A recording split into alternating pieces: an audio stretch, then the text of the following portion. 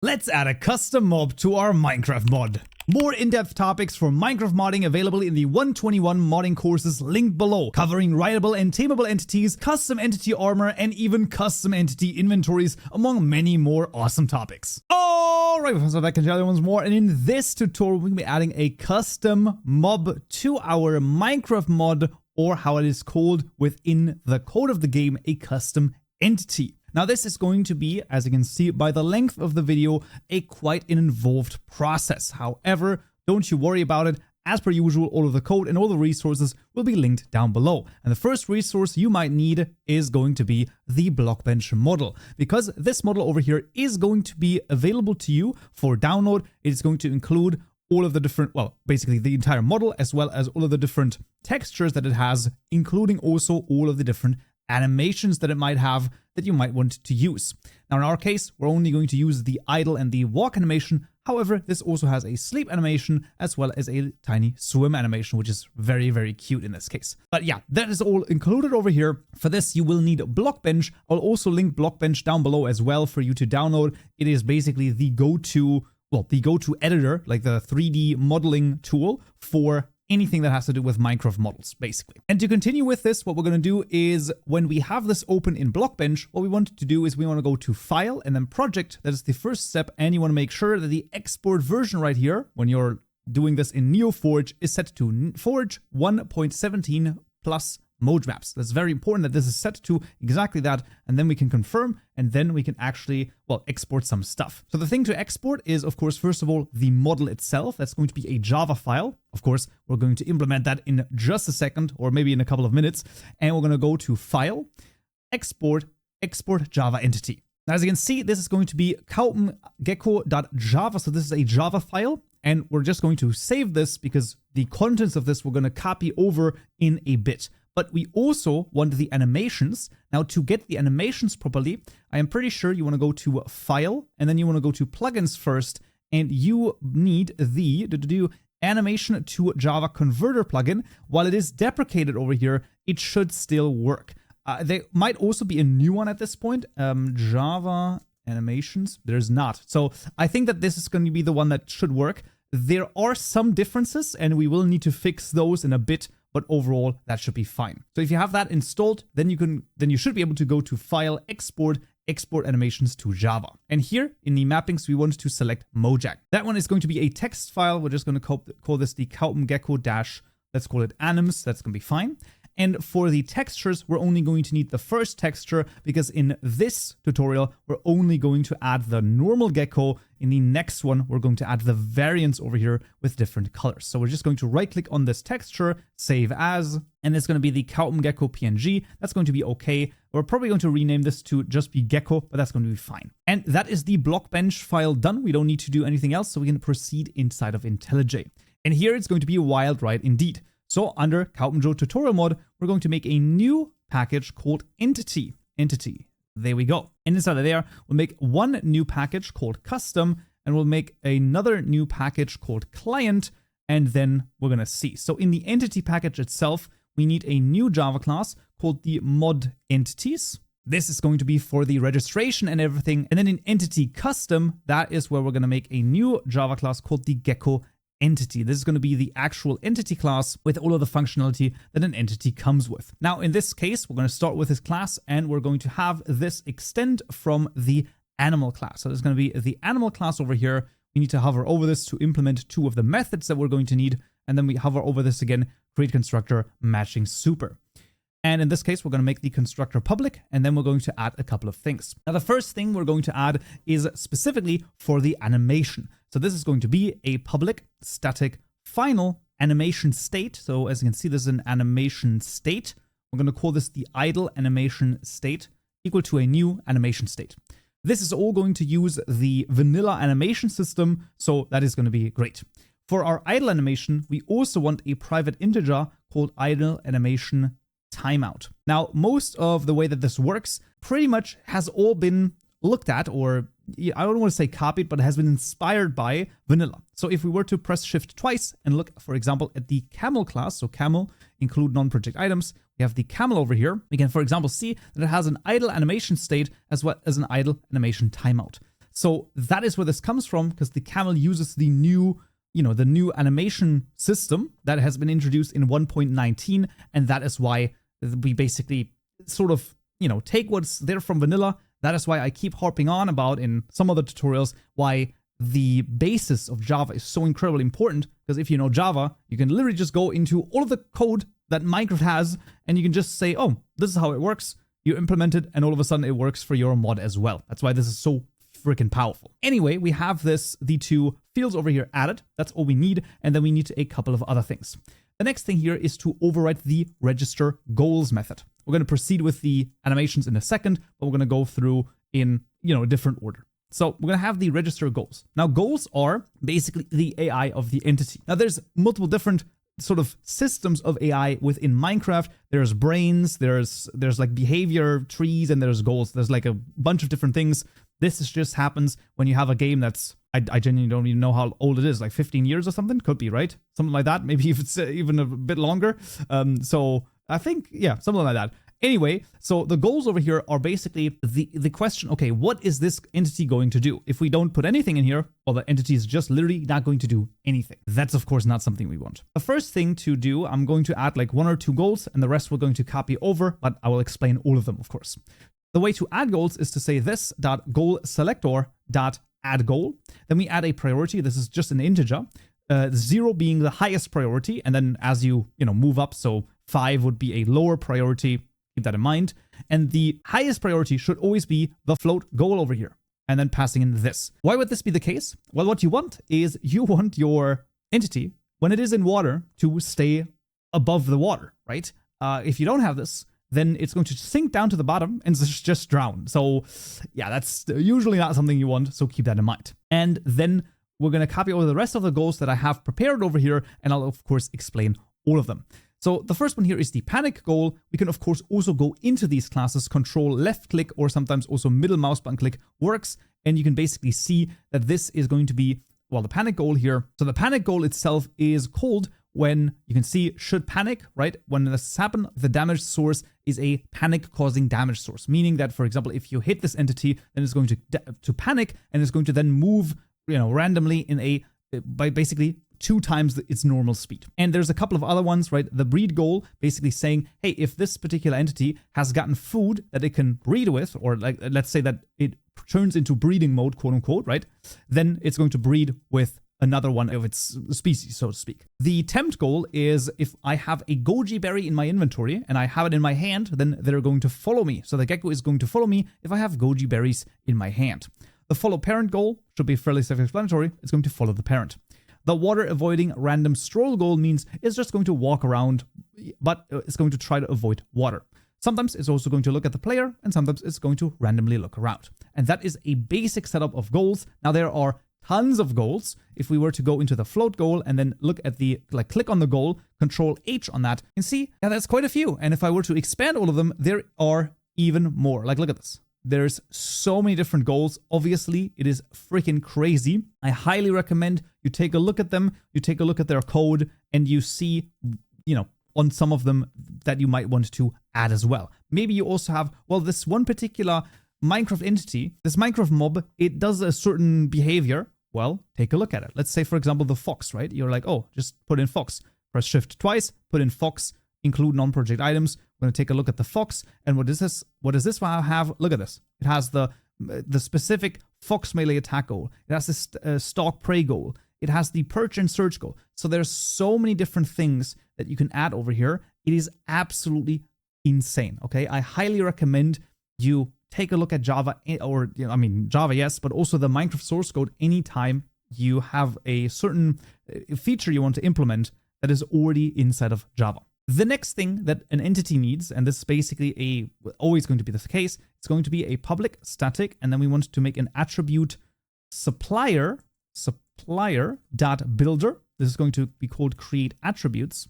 Now, the attributes here are going to look like this. It's going to return animal.create living attributes, and then we need to add a couple of attributes over here.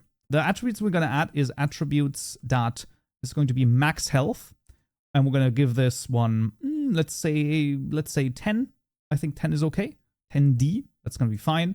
And then we need to add another one, which is going to be attributes let's do movement speed, and that's going to be a 0.25D. And then lastly, we're also going to add the follow range. I think that that's actually very important as well. And that's going to be 24D. Idea here being that obviously your custom entity has some attributes like the max health, like movement speed, or like a bunch of other things like movement efficiency, the oxygen bonus. So as you can see, there's crazy amount of them, right? That obviously are going to be added to some entities. And those have to be supplied, otherwise you will, but like it's actually not going to spawn your entity inside of the world. Then we have the isFood method. The isFood method basically is for breeding this particular entity. So whatever we return here, so if we say stack.is mod items.gojiberries.get, we can also just do that, but that's fine. .get. Then now we can breed this particular entity. So the geckos can now be bred with goji berries. Pretty cool. And when it comes to the offspring, we can't actually make the offspring yet, because for this we actually have to register our custom mob. So I'm going to make a deliberate error right here, and we're going to fill this in once the gecko entity is registered. The last two methods that we're going to need are for the animation over here, and they are super simple. There's going to be a private void. It's going to be called setup animation states. On this one, I highly recommend you copy this over as well. And here we're going to have an if statement. It's going to be this.idle animation timeout is smaller or equal to 0. Then we want to reset this. So then we say this idle animation timeout is equal to, and here we want to put in the number of ticks that the idle animation is going to play. We can go back to Blockbench to the animate tab idle, and we can see that the idle animation here plays for 4 seconds, as you can see, and then it's going to loop. So we can see it plays and then it simply loops. But the important thing here is that it plays for 4 seconds, and 4 seconds times 20 ticks is going to be 80 ticks. So once 80 ticks are done, then what we're going to do is we're going to start the idle animation state again. So we're going to say this.idle animation state. It is not here because I accidentally made it static. So there you go. It has to be public final, not static. And then all of a sudden, we can also access it. That happens sometimes. There you go. It is the animation state. And then we want to do .start, passing in the current ticks, which is this .tick count, not tick, but tick count. There we go. And then the else statement. So we're going to have an else statement of the if. We're just going to do minus this.idle animation timeout. So basically, if we are already at 0 or below, we're going to reset the timeout and then start the animation again. Otherwise, we're just going to count down. Now, this counting down obviously has to happen somewhere, and that is in the tick method. So we're going to override the tick method, leave the super over here, and we're simply going to say if this.level, that is client side, this.setup animation states. Why do we only do this on the client side? Well, because of course, our animation really is only a thing that happens on the client. The way that the entity looks like, right? This, or if it moves over here, this does not concern the server whatsoever. That does not matter because it doesn't really impact any of the functionality. How big the bounding box is, things like that. That definitely concerns the server, but in this case, whether or not it's moving in an animation, that does not concern it. If it's moving in space, right? If it's walking like the random stroll over here, that absolutely concerns the server. So that's why that is the case. And crazily enough, this is actually the entire class done. We don't really need anything else over here because this is a very basic custom mob, but like I said, we're going to extend it just a little bit more by adding a variant and things like that. And if you are really interested in like going crazy deep dive in terms of entities and stuff like that, you can check out the courses. The courses are linked in the description below, and there I have a ton of different topics on different entities, like writable entities. We got tameable entities, even custom armor for entities. So it's going to be it's actually crazy how much is in there. So if you are really interested in this, you can always check out the course. But regardless of this, you also, of course, have this. So then let's go to the mod entities class and actually add this. Now, to properly register this, what are we going to need? Abso-freaking-lutely a public static final deferred register of type entity type of type ? So pretty crazy. Entity underscore types equal to a deferred register.create. This is going to be built-in registries, very crazy, of entity type, then tutorial mod.modID. As per usual, all of the code is also available to you down below in the description. It's going to be in a GitHub repository, so you can also check that out. So you have, there's basically no issues whatsoever. If at any point you're like, I'm not quite sure if this is right, then you can double check the code there as well. And of course, this is a very basic setup for a registry class. We then go to our tutorial mod main class over here, mod entities.register, passing in the event bus, and then we have it, and we can register our entity. Now registering the entity is looking kind of like this. Public static final supplier, so it's going to be a supplier of type entity type of type gecko entity. This is going to be our gecko, equal to entity types.register. The name here is going to be gecko.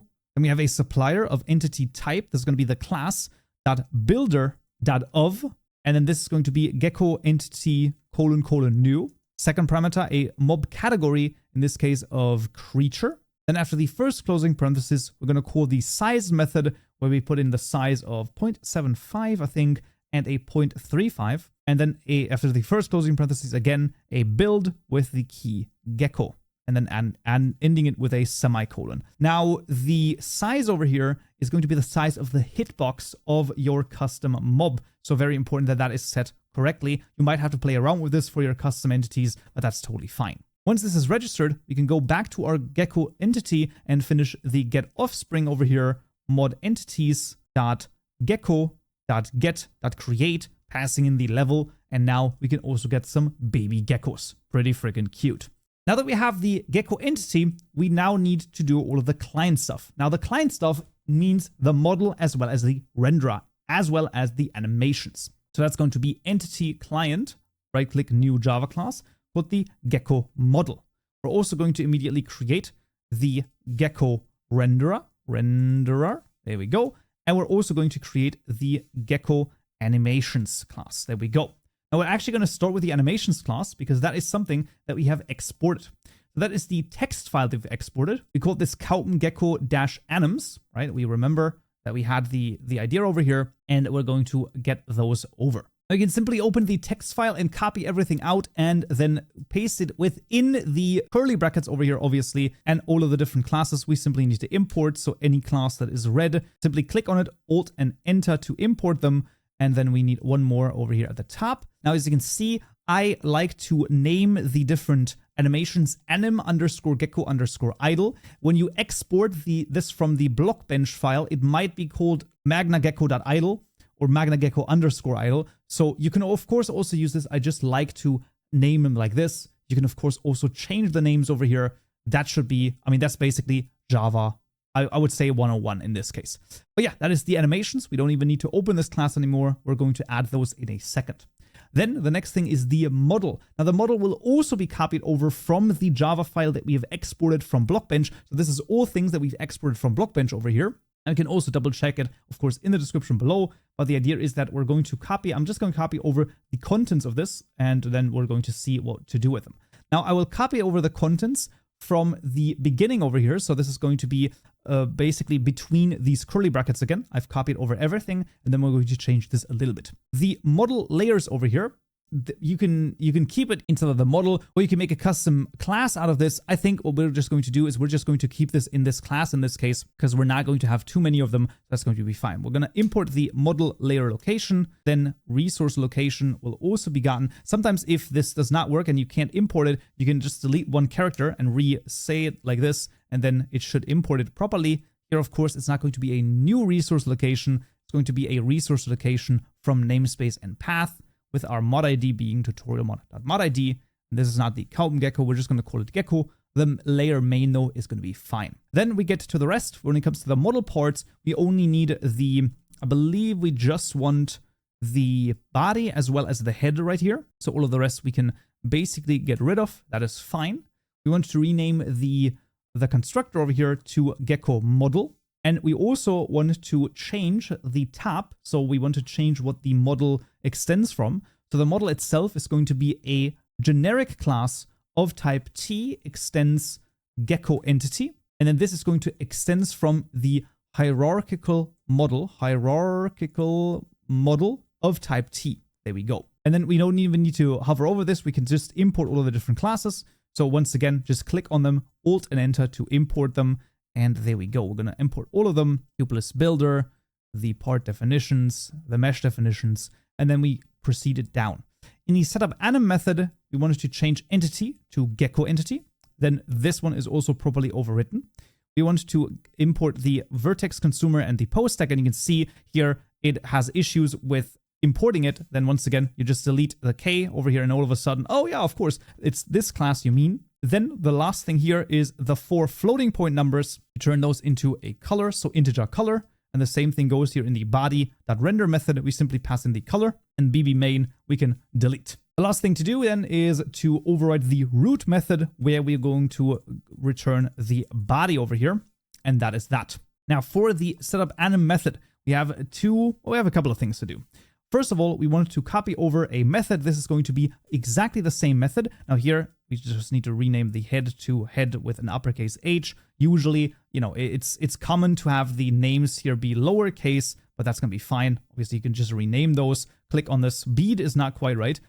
Click on this and simply press Shift F6 to rename them. And then I think lowercase does look a little bit nicer. But the apply head rotation method is needed so that the head rotates. This is why we need to define the head over here, so that obviously when it, you know, does the head and it does the rotation, it only rotates the head around instead of, you know, like rotating around like the entire body to look at you. That would be a little bit strange. Having done this, we now have the setup anim method. Now here we need 4 different lines. I'll copy over all 4 lines and then I'll explain all 4 of them.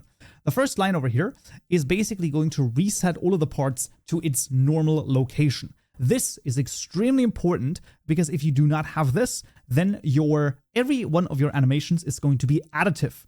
That means that basically it's just going to be continuing to go into one direction. So let's say you have, as part of your animation over here for the idle animation, you can see that there's a rotation over here for I think for the entire body actually. Yeah, you can see that there's like a little bit of a rotation. It would just continue to rotate and rotate and rotate until it, like, you know, does like crazy stuff like this. So that is obviously not something we want. We always want to reset the position of all of the different model parts.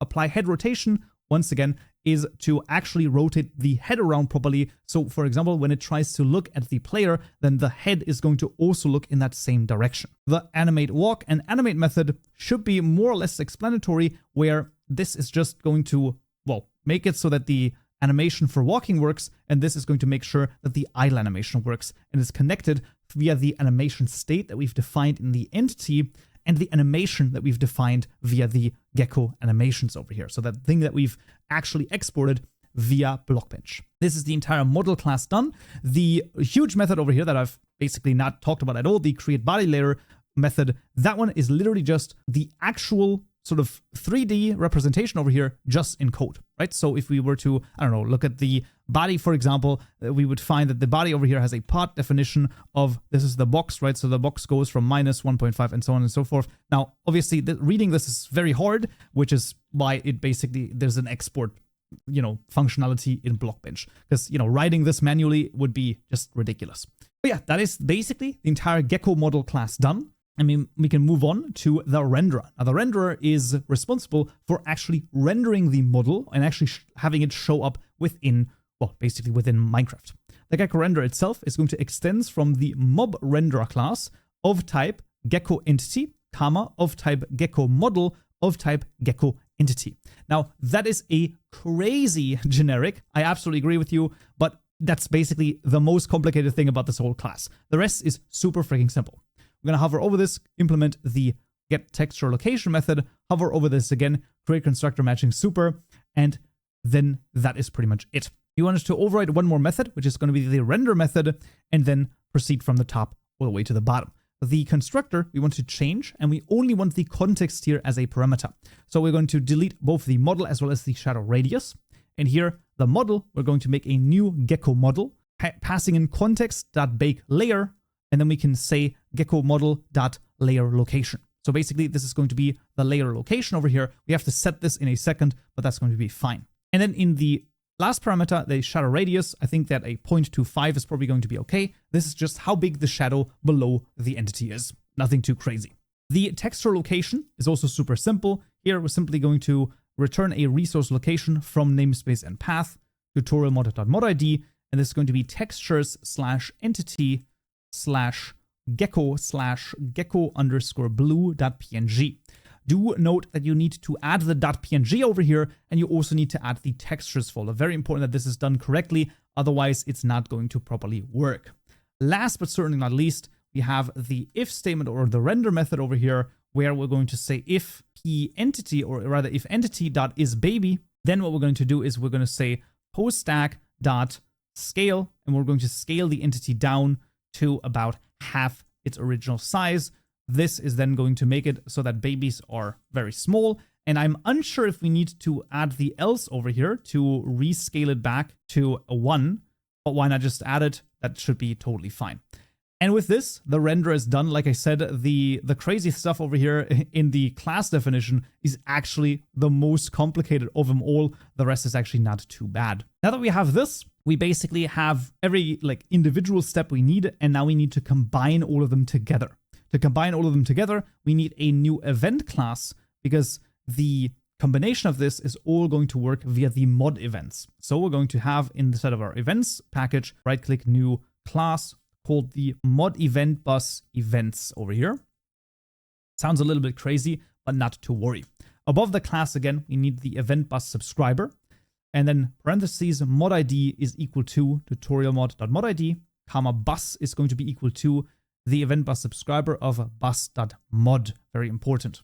And then we need two different methods for now. That's going to be the public static void, very importantly, register layers method, which has the entity renderers event that register renderers. Nope, register layer definitions. There we go. Called event over here. We're going to, above it, add subscribe event. Extremely important that we add this subscribe event annotation. Otherwise, it's not going to work. Within it, we're going to write event.register layer definitions. We're going to say gecko model.layer location, and then gecko model : create body layer. That is going to select the layer location and say, when you see this layer and you bake this, that is the moment, or this is the 3D animation, or sorry, not the 3D animation, the 3D model you should create with it. That's the idea. We also need the attributes. For this, we're going to need a public static void register attributes method, which is going to be the entity attribute creation event, called event. Once again, with the add subscribe event annotation above it, extremely important. Event.put mod entities.gecko.get, and then gecko entity.create attributes.build. That will add the attributes to our gecko as well. That's awesome, and that is pretty much what we need in this particular class. And then we want to go to our tutorial mod class and go all the way down to the client mod events, where we've also added the custom item properties here. And inside of the FML client setup, we can say entity renderers.register mod entities.gecko.get, and then the gecko renderer : new. And with that, our custom entity has finally been added. We're not done quite just yet though, because of course there are one or two more steps that are quite important. The first one of those is going to be adding an item, and that item is going to be a spawn egg, because of course we somehow need to be able to spawn this freaking gecko. So for this, we're going to make a new item. So in our mod items class, a public static final deferred item of type item is going to be our gecko underscore spawn underscore egg equal to items.register. And this is the gecko underscore spawn underscore egg.